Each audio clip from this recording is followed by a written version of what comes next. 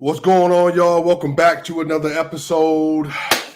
The Denver Nuggets fell just short of capturing their first sweep in franchise history. But we got a lot of stuff to talk about, a lot of stuff to get to, y'all. But y'all know what time it is. Go ahead and hit that subscribe button. We are building away to 10,000 subscribers. If you want your favorite Denver Nuggets content, Denver Broncos content, this is the place to be. Y'all know what time it is. I'm your boy, Swipa.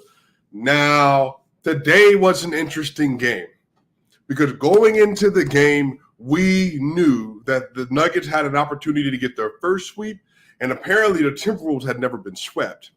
So the game starts off real chippy. There's whistles, foul calls all over the place.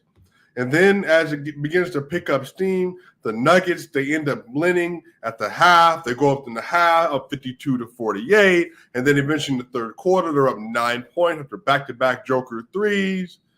But really everything kind of fell apart from there. The Nuggets lose 114-108, but they were down 12 points. 12 points at one point with like 2 minutes remaining in the game. And Jokic hits a three-pointer. Porter hits back-to-back three-pointer. They get another bucket, and Jokic makes a free throw to tie the game up and misses a free throw as well. I have no idea what's going on with Jokic's free throw this series. It might be the wrist, could be the concentration. No idea. Jokic is a career 85% free throw shooter in the playoffs, so it's weird to see that he's struggling this much. But, I mean, honestly, Joker could have ended the game in the fourth quarter, and then you have the sweep. And so, again, the last time we saw a Joker do this in the playoffs was Game 7 versus the Portland Trailblazers in 2019 in the second round. And I think Joker missed a free throw that would have put them down 3 instead of 4 or something along those lines, or put them down 1 instead of 2. Something happened, and then they ended up losing that game, and Joker was in tears to Malone about it. So, again, definitely want to see him do better. But, y'all, Nikola Jokic tonight in 39 minutes had 43 points, 11 rebounds, 6 assists, 15 of 26 from the field, 5 of 8 from 3, 8 of 12 from the free throw line. He was a minus 14 tonight. But if you look at the way the game was played, man, the starters today were a +2 in Gordon, a -8 in Porter, a -3 in Murray, a -4 in Caldwell Pope. Yeah, I mean, whenever you get a double-digit minus game from Joker, you're bound to run into a loss. That just doesn't happen, obviously. So, Minnesota, credit them. They came out and played really well. Anthony Edwards with his third straight 30-point game. Anthony Edwards tonight in 45 minutes had 34 points, 6 rebounds, and 5 assists on 12 of 27 shooting. Not good. 5 of 12 shooting, not good. 5 of 6 free throws with 3 blocks and 2 steals and just 2 turnovers. He was a +7 tonight. Really good game from him. Conley had 19. He had 7 of 13, 3 of 7 from the field. Nickeil Alexander had 8, 4, and 1, and 2 of 5 from 3, back-to-back three-pointers in overtime, I think, in the fourth quarter. Karl-Anthony Towns, 17, 11, and 2. Rudy Gobert, 14, 15. They were +7, +7, +6, +4, and a -7 in Towns. So, and the bench, they were all in the pluses as well. Rivers with a +8, Anderson a +8, and Prince a +4. So that's just the game right there. The Nuggets were in the minus all but one starter in Gordon. The Nuggets were a -8 in Brown, -3 in Green, -4 in Christian Brown, and a +6 in DeAndre Jordan. So that kind of shows you what the game was. Tonight, the Nuggets shot 44% from the field. The Wolves shot 45. The Nuggets shot 34% from 3. The Wolves shot 38. The Nuggets shot 67% from the free throw line. The Wolves shot 77. Only 11 turnovers for each team, 21 assists for the Nuggets, 23 for the Wolves, 47 rebounds and 10 offensive rebounds for the Nuggets, and 51 rebounds and 14 offensive rebounds for the Wolves. 5 blocks and 7 blocks, 6 steals apiece, and 23 fouls and 19 fouls. So the game was lost on the rebounding and in the free throws, and that really what did it. They made the same amount of shots from the field, and the Wolves made 1 more three-pointer, but they made 5 more free throws, and they won by 6. So, there's your game. So some of this comes down to the Nuggets are just going to have to clean up some of these lapses that they had today. But again, the Wolves were fighting for everything. They were fighting for pride. Like, you don't want to get swept in a series, and especially for them, they feel like they have the talent in order to get it done. So I think on the Nuggets side, it's just more frustrating Now you have to go back to Denver. But actually, this is what I actually like. So I think the game's going to be on Tuesday, and I think the first playoff game would be on Saturday in the second round. I think Saturday or Sunday. So if the Nuggets, they play on Tuesday, Lord willing, everybody's healthy, and then, if they're able to get a win, Wednesday, Thursday, Friday off, maybe Saturday, and they'll have an opportunity to get about 3 to 4 days off. Again, you could have had an entire week. Obviously, they have Monday off still, so that can also count. But a lot of this comes down to you got to close out. And their second best player, Jamal Murray, who's had a really good series. Jamal Murray, 41 minutes tonight, 19 points, 7 rebounds, 5 assists, 8 of 21 from the field, 2 of 7 from 3, 1 of 1 from the free throw line, and he was a -3. He has 8 of 21 from the field. Porter, 15, 5, and 2, 6 of 12 from the field, 2 of 6 from 3, 1 of 2 from the free throw line with 2 blocks. And Porter didn't get a shot in overtime, and Porter and Jokic were the reason they made it to overtime. So don't love at all that Porter did not get a look in overtime. Sometimes he gets fades out of the offense a little bit. So they're going to have to really pick that up because it doesn't make sense how Porter can be so integral to what they're doing. Now, he did have a rough start of the game. Like, his first half was rough, but so was Murray. And Murray got 21 shots up to Porter's 12. Jokic got 26 up, but he made 15 of those 26. So, like, he was crazy efficient for an efficient 43 points. And, again, I think the starters were 43, 41, 41, 40, and 39. So, again, add the 5 minutes of overtime, and then they would have been sitting at Jokic would have been sitting at 34 minutes. KCP would have been sitting at 35, Murray at 36, Porter at 36, and Gordon at 38. So, granted, the minute distribution wasn't crazy.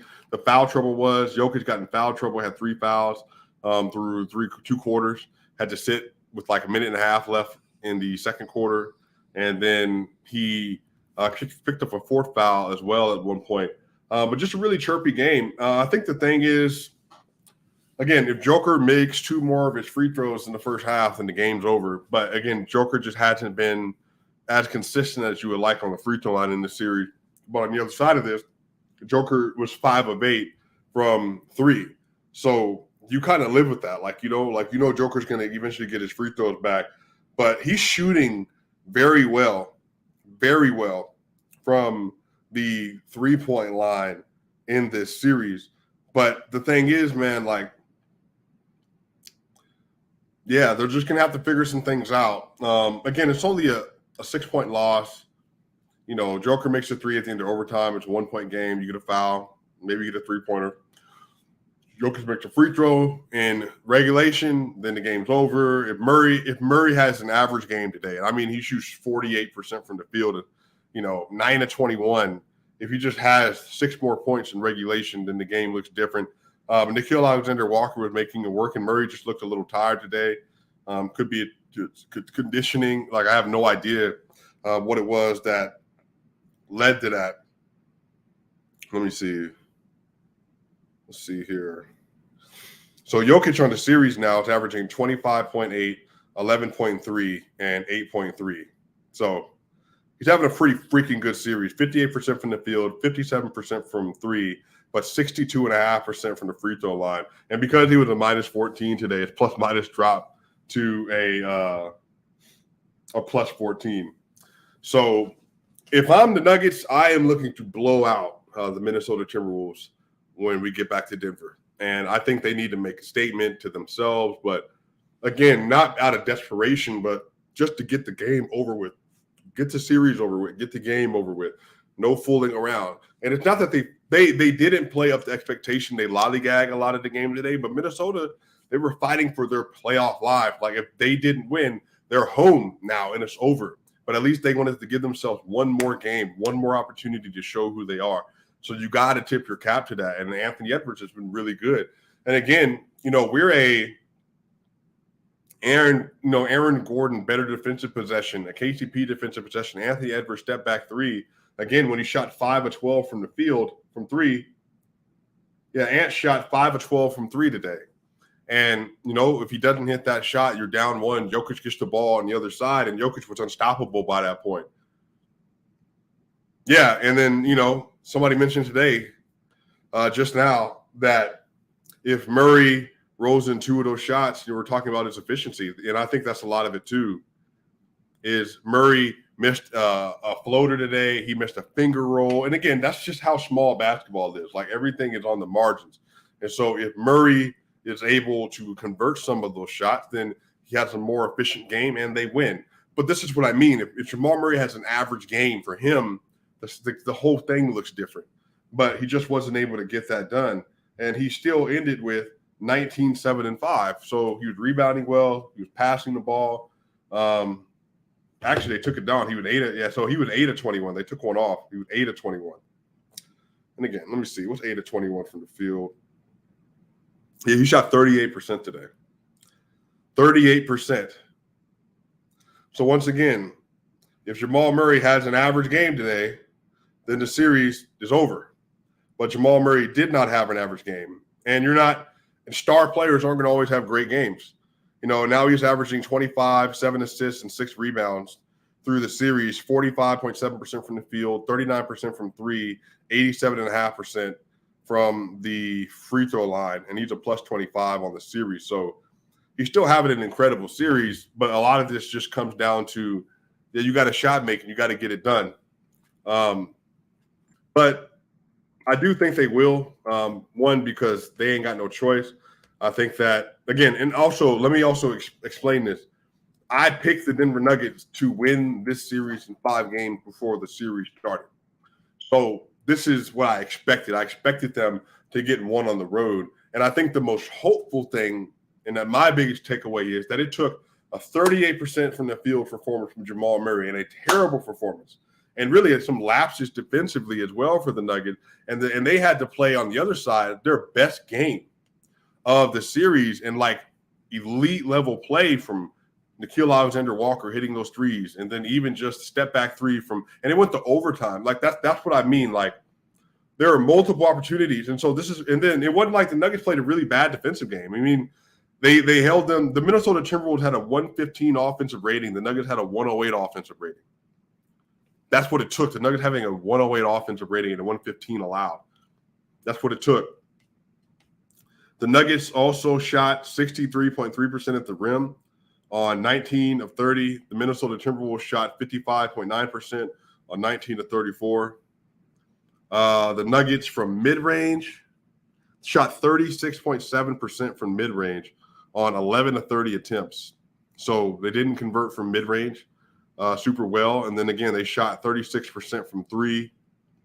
The half-court offense was horrible, 95.8 points per 100 possessions in the half-court, 105.6 for the Minnesota Timberwolves. And then the Nuggets also were very good in transition. They were plus 2.7 in transition, 133.3 offensive rating in transition today, which is incredible. Yeah, man. So, again, this is just stuff that's all fixable, stuff that you expect them to get right the next game. And I expect Jamal Murray to have a bounce-back series. And if I'm the Denver Nuggets, we're ending this series in 5. We're not playing around about this at all. So, great game from Nikola Jokic. The defense and the pick and roll and all that kind of stuff. They had some lapses. Rudy Gobert, had a couple of dunks. And, again, like I said, and even at the rim, if you hold them to shooting, 63% at the rim, that's not great. Rather, you held them to 56% shooting at the rim. And Denver shot 63% at the rim. So it's not even like they were shooting great at the rim. They just hit one more three-pointer than you did, and they hit 5 more free throws than you did, and that's the game right there. That's the game. Shout out to the Super Chat. Left for you 12. Don't you hate how they ice out MPJ? I don't get it. I don't understand it. MPJ was hitting back-to-back three-pointers, contested one, the closeout regulation, and then he doesn't get a touch. I don't know. But, again, they were playing very hard off those screens too, so that might have something to do with it. But, yeah, I expect them to get the win. I'm just really simple as that. I called it in 5 before the series. I called it in 5 now. The Clippers and the Suns, I think, are playing also on Tuesday.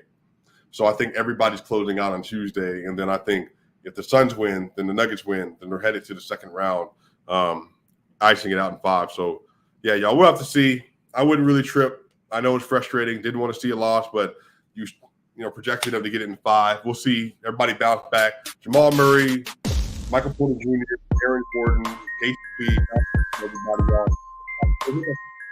Like, tell the people where you love to get your favorite Denver Nuggets content, y'all. I will see y'all on the other side. We are out.